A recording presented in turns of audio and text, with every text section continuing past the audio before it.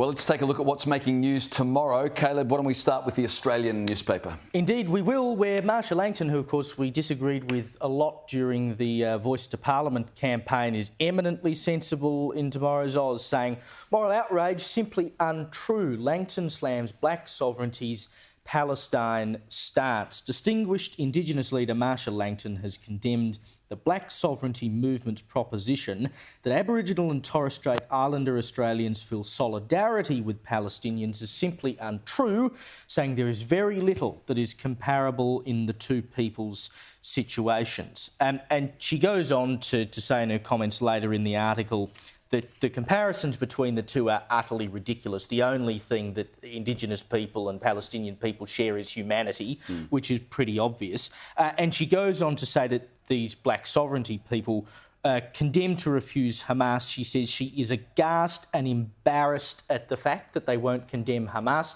and that they make up a very small minority of Indigenous people. Thank God someone has come out and said it. I can't believe it's Marcia Langton, but thank God someone has come out and said it, because the comparison is frankly ridiculous. Yeah, and as you said in your introduction, eminently sensible comments. Yep. Thank God for Marcia Langton on the front page of The Australian tomorrow. Well said. It had to be said, and she has said it. Good on her. Another story on the front of the Oz tomorrow. Energy fear for long, hot summer. We all knew this was coming, didn't we? Australia's energy system faces a once-in-a-decade spike in electricity demand this summer, as well as an increased bushfire risk and extreme heat, as the country's market operator warned the system cannot afford any unexpected outages or supply shocks. Oh yes. I wonder what's going to happen. The wind farms are going, the solar farms are going, and we might just run out of power when we need it most. Who would have thought? That article actually proposes that they may pay high energy users not to use electricity during peak time. I'm going to start cranking it so I can get some money. Can you believe the kind of country we've become? It's unbelievable. I'll tell you one great person in our country. It's this refugee from Tanzania. The front page of The Advertiser features soccer player Nestori Irankunda, who came to Australia as a baby. He was born in a refugee camp in Tanzania, came to Australia with his parents. He's 17 years old, started playing soccer when he was 10. He was spotted in a local park by a soccer coach who thought, gee, that kid's got good skills. The coach started driving him to training every day. This kid's 17. He's just signed a $5.8 million contract with a major German team. What a story. He's an absolute star. Great story in The Advertiser tomorrow. Just incredible. Love those stories. Someone make a movie about it. It's going to happen any minute. We are the To the front page of the Herald Sun now. Exclusive public housing stock is up just 394 since 2018, despite state government pledge in 2020 to build 12,000 properties. Is anyone shocked? Really? I mean, for crying out loud, they launched this $5.3 billion program in 2020. They've spent $3 billion, and they're 3 years into it, obviously, and have admitted only a net of 1,771 homes has been added. Ladies and gentlemen, boys and girls, government in a nutshell. I mean, the fanfare in which they announce this.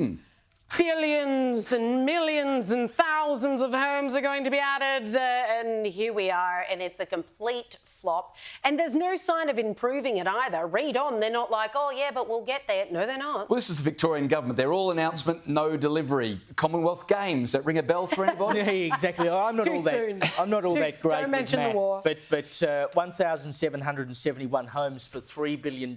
I want that contract. I reckon it sounds pretty bloody good. What kind of public housing is this? I know, gold-plated. I want the contract because there's big money to be made there. Forget the NDIS, just go and talk to Jacinda Allen.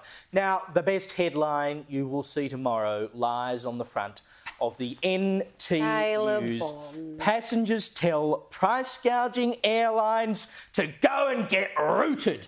And yes, I agree with them. Territorians fed up with paying eye-watering prices for interstate flights are rallying against the major airlines ahead of Christmas. Some are choosing to drive across the country to visit family, while others sacrifice attending funerals amid the skyrocketing fares. Now, yes, you can go and get rooted. Yes, it's a great headline. How good is the NT News, by the way? But how sad that we are in a position where you can't even get a plane in and out of Darwin to go to a funeral without having to go to the bank for a loan. These airlines, you know, we allow them to operate here. There's got to be some quid pro quo. My son played in a national basketball tournament in Darwin, and I'm minus a kidney, having paid for his airfare to be there. Oh, you're looking a bit pale. I say routed, by the way. No. It's a route. That's an Americanism. No, it would have ruined your whatever you want to call it. Why do you think it says routed. go and get rooted? Exactly. It's a route. No, that's how... Stop this American conversation stuff. for another Where's time. Kel I Richards? say route because I'm classy. Where's Kel Richards? We don't need your double entendres here.